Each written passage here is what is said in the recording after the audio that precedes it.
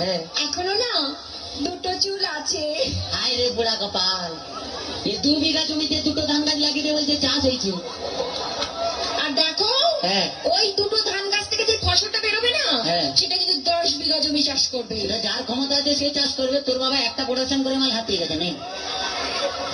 এমন করে বলছো হ্যাঁ। যেন ওর বাবা তোমায় কিছু দেয়নি, এমনি গতিয়ে দিয়েছে। কি দিয়েছে? কি মিথ্যেবাদী! হ্যাঁ। এই, কি? কি করে মিথ্যে কথা বললে আমার বাবা তোমায় কিছু দেয়নি? কি দিয়েছে? কেন? হ্যাঁ। তোমার একটা খাট দেয়নি? সে তো মাল ছুঁড়ে তিনি ভেঙে গেছে।